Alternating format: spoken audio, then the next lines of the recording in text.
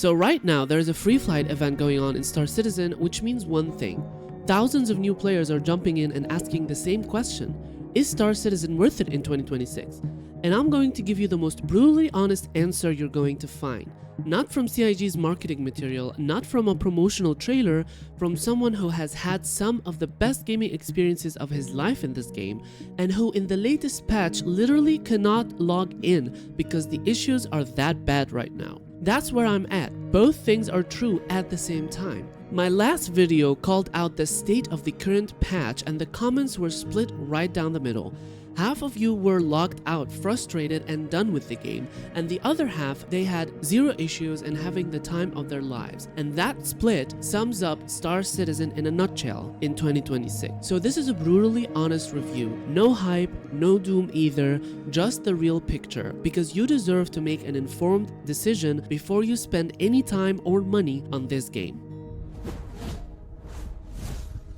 For the newcomers, what even is Star Citizen? It's an incredibly ambitious space simulator that's been in alpha development for over a decade, set in a persistent universe where real players share the same servers, living out whatever space life they want. A trader, bounty hunters, miners, pirates, explorers, it's all there and it's all happening simultaneously, shared by all the players at the same time.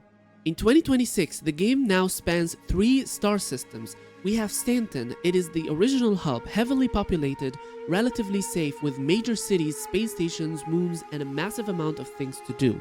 This is where most new players start. Pyro is like the Wild West. There are no law enforcement, which is a thing in Star Citizen, high risk, high reward. And some of the most intense gameplay in Star Citizen is taking place in Pyro. If Stanton is civilization, Pyro is the frontier end. And then there's Nyx, a smaller, more remote system that gives explorers and independent operators their own corner of the verse. Nyx has a very different feel to it, quieter, more isolated, and for certain players that's exactly the appeal. Nyx is also not complete at the moment. We are getting the Nyx's planets later this year with the new planetary tech produced by CIG called Genesis, which adds more fauna and accurately simulate the environment for a variety of biomes within a planet. Now the big question used to be, how do you even get between systems? Because server meshing did not exist there. And for a long time, the answer was messy, but that's changed. Systems are now connected through wormholes, actual jump points you fly your ship into and transition through. It's only the most visually stunning things in the game, and it makes the universe feel genuinely interconnected, rather than just separate maps. And under the hood, server meshing is actually working. This was a massive technical milestone for Star Citizen, the ability for multiple servers to handle different parts of the universe simultaneously and hand off players between them seamlessly. It's what makes having 3 star systems actually function rather than theoretical. The tech is here, it's running, that matters. And also, this is what separates Star Citizen from any other game. Star Citizen does not have any loading screens. You move from one system to another, from a planet's surface to atmosphere, from one planet to another, all with seamless transitions, no loading screens whatsoever. Alright, this is the big one, because the #1 criticism of Star Citizen for years was, yeah, it looks great, and it is a great background simulator, but what do you actually do in it? In 2026, that criticism is nearly dead. You can genuinely get lost in how many things there are to do in the game. Let me run you through some of them real quick. First, we have missions. The mission system is deep and it keeps getting deeper. You've got delivery contracts, investigation missions, mercenary jobs where you clear or defend entire locations like bunkers and outposts. You have bounty hunter missions where you track down a specific target, usually with bodyguards trying to keep them alive. Each profession feels distinct. What ties it all together is the reputation system. Every faction you work with tracks your standing, whether neutral, friendly, or allied. And every faction you work against tracks it too, whether your standing with them be hostile or an enemy. The higher your reputation with a faction, the better missions they offer you, and the more locations open up, and also the better gear becomes available for you. The other big shift is the missions now reward more than just credits. Loot crates, weapon blueprints, armor blueprints, they are all tied to crafting, which we're gonna talk about in a bit. Rare drops from tougher enemies, there's an actual reason to run harder content beyond the payout. Tougher mercenary and bounty contracts can spawn ace pilots carrying rare gear you can't buy anywhere else. And blueprints you earn are tied to your account permanently. Feeding directly into the crafting system, the whole thing is connected now. We also have fauna in the game now. Planets are no longer empty backdrops, there is actual wildlife in Star Citizen now, and it's tied directly into gameplay. You can hunt these creatures, harvest materials from them, and use those materials in crafting or Wicklow rewards, which we're gonna talk about a bit later. We've got the Copian, a dog-like creature. We've got the Marak, the flying creature, and also the Quasi-Grazer, aka the Space Cow. And then there's the Valakar, the giant sandworms, and they're just not desert creatures. There are also irradiated variants that will give you radiation damage if they hit you. And they're found in radiation zones with irradiated eggs and pearls you can also harvest. The juvenile Valakars, the adults, and the apex Valakar, which is the 300-meter long worm, is already in the game and as a boss encounter tied to the Onyx facilities. More on that in a second. CIG has also confirmed more fauna is on the way. Speaking of the Onyx facilities, they are underground missions locations scattered across various moons, multi-phase missions with increasing difficulty. The loot is worth it. Rare weapons, exclusive stealth armor. At the top of the mission chain sits the Apex Valakar, a 300-meter boss that can destroy ships and swallow players whole. But if you defeat it, you're gonna have one of the rarest and most valuable materials in the game. You also can fight it as a group using the ATLX Ikti, which is a mech, and could kill it. Nothing else in the game comes close to that for sheer scale. We also have the Hathor facilities. They are orbital laser platforms sitting above Daymar and Aberdeen, always live in the verse, not a timed event. You can activate this at any time. Clear the ground stations, fly up to the orbital platform, fire the laser down to the surface, and it cracks open an underground cave packed with resources that you could mine and then use for Wicklow rewards. It's also prime PvP hotspot, so expect other players to show up and contest it. And the latest additions are the Rockcracker missions and the Tactical Strike Group missions. For the Rockcracker, take a mole or any mining ship, crack open massive asteroids, and gather rare ores and other high-value materials within that asteroid. These ores feed directly into crafting blueprints again, or you can bring them to Wicklow as well. For the Tactical Strike Groups, large-scale coordinated combat events where you team up to take on serious threats, including the Vandul Mauler, an actual alien capital ship for the first time in Star Citizen. The lore is finally coming to life in the verse. As for the Banu Wicklow trader, which I've mentioned a few times now, he is an alien trader from the Banu race at fixed locations offering exclusive gear, weapons, armor, ships, and capital ships for that matter. You bring him specific materials and rare ores in exchange of Wicklow favors, their currency. The best items in the game run through them. We've also got salvaging as a profession. You can scrape the hulls of ships using the Vulture or the Reclaimer and other ships. You can scrape the components within the ship, use it for your own gain or sell them, or use the contracts to get both the money, the cargo within the ships that you are salvaging, and the salvage materials themselves. Not only that, but on capital ships now in the latest patch, you can use the salvage material to repair other ships, giving everything you strip a purpose beyond just selling it. And you can do that only in the capital ships or large ships that could fit smaller ships within them. We've also got crafting, which I've mentioned a few times now. It is a proper crafting system and it's still being worked on. Materials from mining and salvage go into blueprints to create items you can sell or use yourself. We've also got refueling, which also has been updated in the latest patch. NPCs can now come and refuel you if you're stranded alone in deep space. Not only that, but you can also get contracts to use the newest ship, the Starliner or the Starfarer, to refuel other NPC or player ships. Small thing on the surface, but it's the first step towards a full NPC service ecosystem. Think of a rescue mission. If you ask the NPC to come rescue you or heal you or transport you, this is just the first step and the foundation is being laid. Now, these are just some of the missions. I'm not gonna put them all in this video because it would be an hour-long video. There is also the illegal missions that you can get, and you could get even more money from them. But keep in mind that if they are illegal, it's gonna be hard for you to do it instant, and so you're gonna have to go to Pyro, the lawless system, and do them there. However, it's like I said, it's the Wild West, so do that at your own risk, but I tell you, the rewards are really worth it. I also need to talk about some of the features added to Star Citizen. Specifically, I'm going to talk about engineering, because engineering changed everything. If you have not played Star Citizen in a while, and I mean even a year or two ago, your ships work completely different now. Engineering is a whole new gameplay layer that's been added to the game recently, and it is not optional. It affects every ship you fly, and moving forward in upcoming updates will affect even space stations, your bases once we have base building, and every single system within the game. Here's the idea.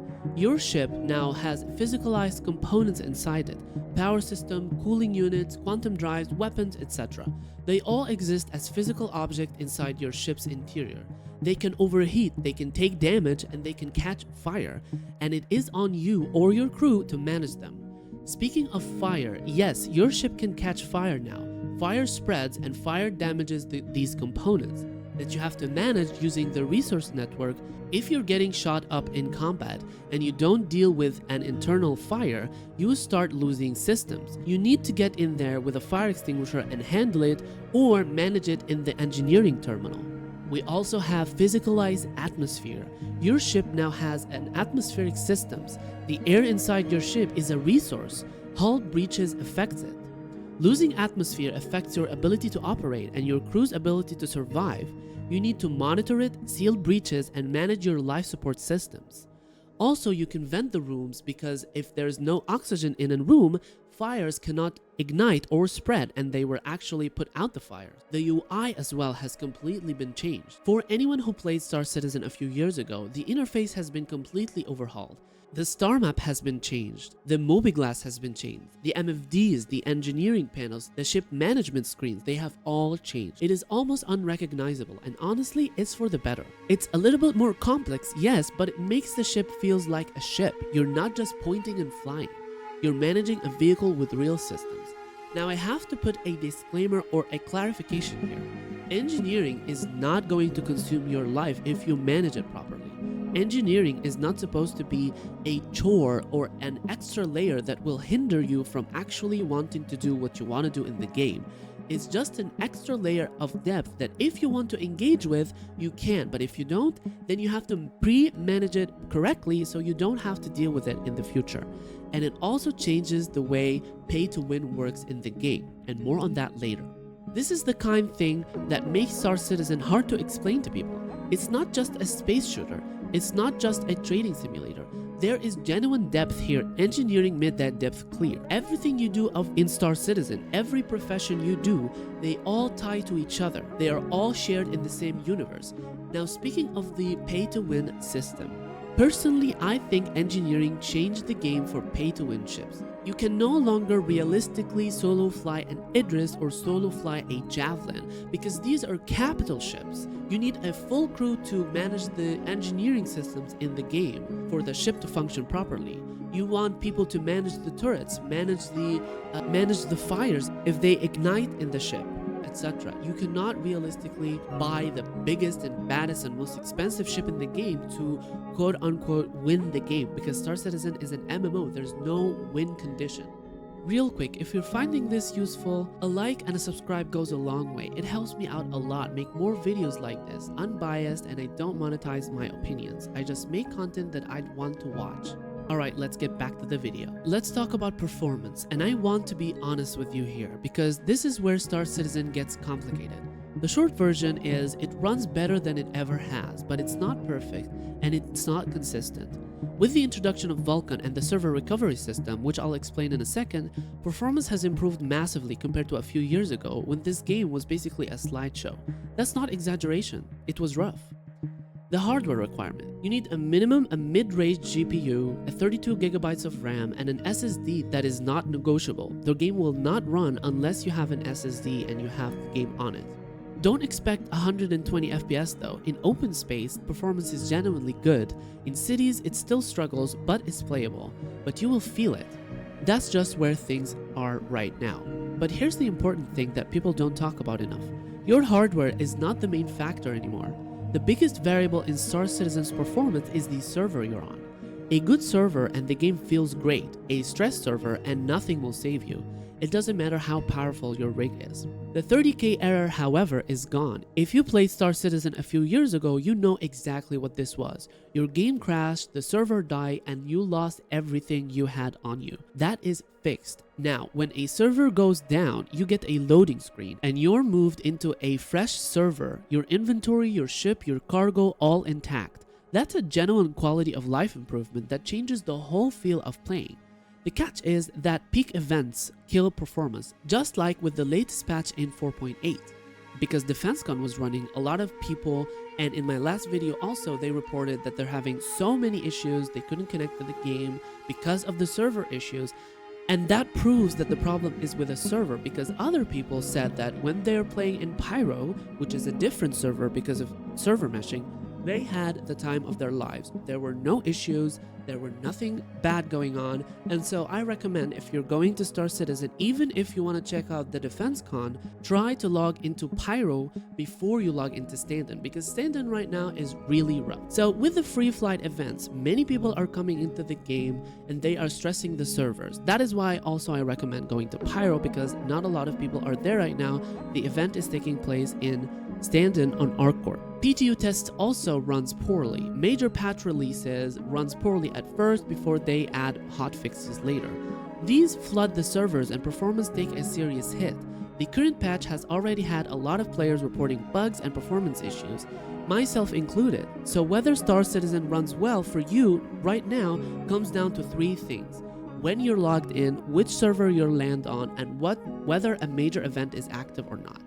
Now for the blockers and the most infamous things that people talk about Star Citizen Online, the bugs and the cost. Let's talk about the bugs. Star Citizen is infamous for them, and for good reason. The game has bugs. It has always had bugs, and here's the honest reality. A lot of the long-standing bugs have been fixed over the years, but every new patch introduces new ones. That's just the nature of active development at this scale. Now there's a debate in the community that comes up on every patch. Should CIG stop adding features and just fix the game, or keep building and accept the instability? And I'll give you my honest take. Both sides have a point, but I lean towards understanding why CIG pushes development forward in an alpha. Your codebase is constantly changing. Fixing bugs on top of a foundation that's still being built is like painting a house that's still under construction. Some bugs come back, some get replaced by new ones. What matters is the trajectory, and the trajectory is improving.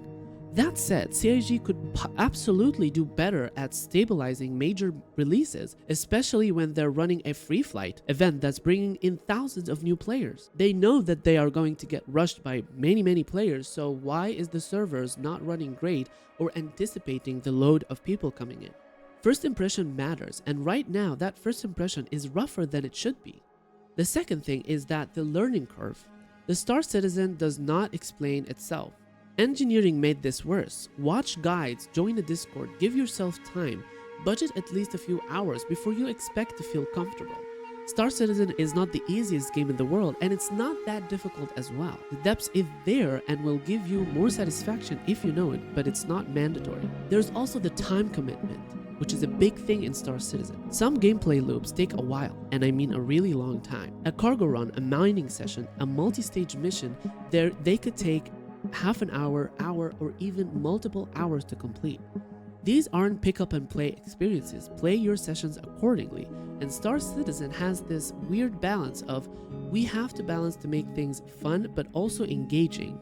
For example, instead of waking up every single time in your hab and go through the city and then go through the tram and then wake up in the hangar, you instantaneously get spawned in the hangar right now. Now let's talk about the most controversial thing of Star Citizen, the cost. And let's be very blunt here. Because Star Citizen has a reputation about this, people call it a scam. They point at chip that cost hundreds of dollars, even thousands of dollars, and say CIG is just selling dreams.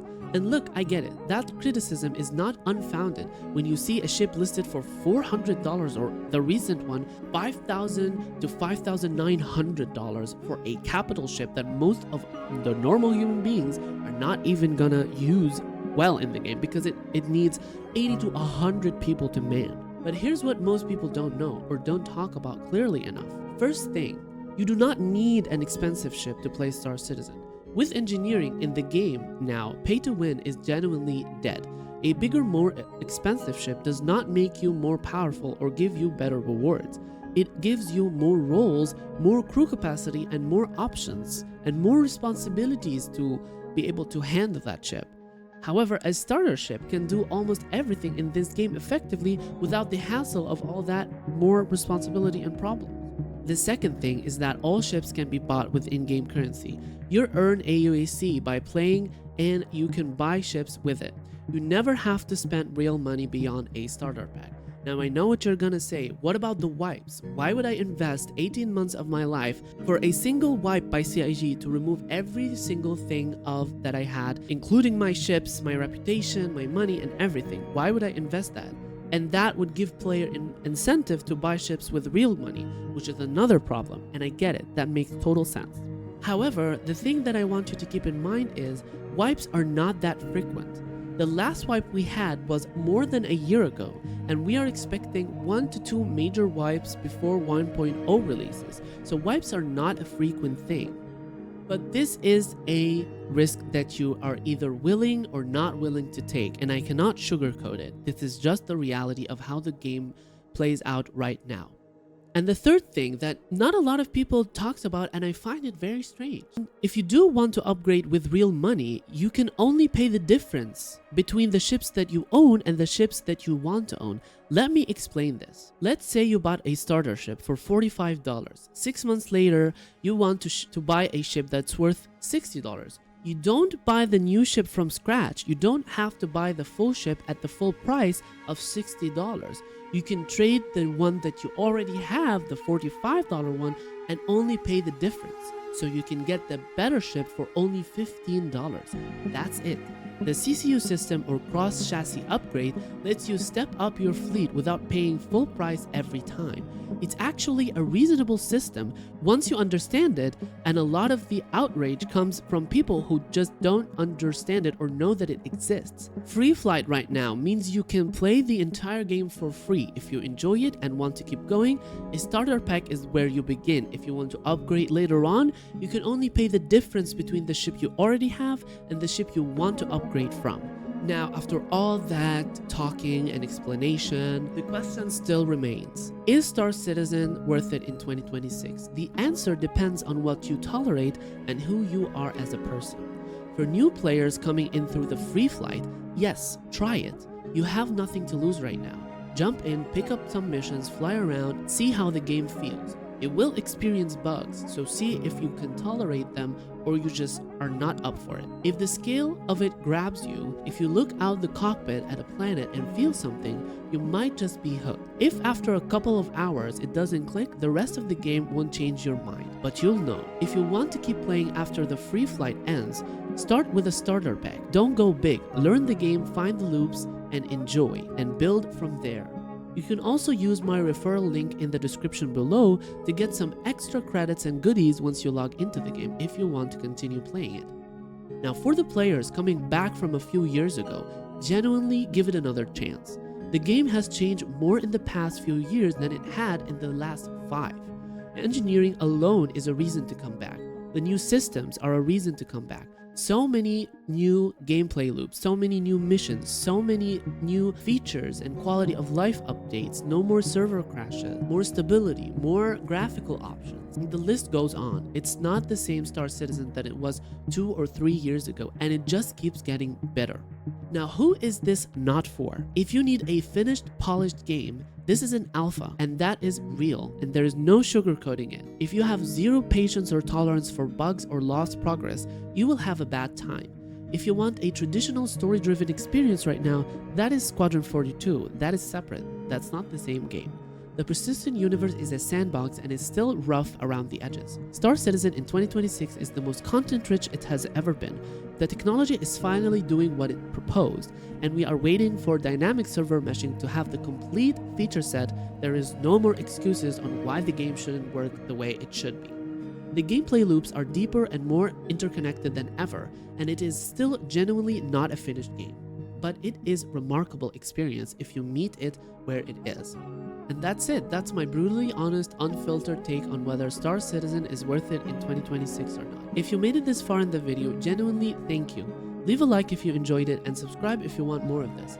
Because what I'm trying to build on this channel is simple, real talk about Star Citizen with no sugarcoating. If something is broken, I'll tell you it's broken. If something is incredible, I'll tell you that too. I tell you how it is always. Now I want to hear from you in the comments.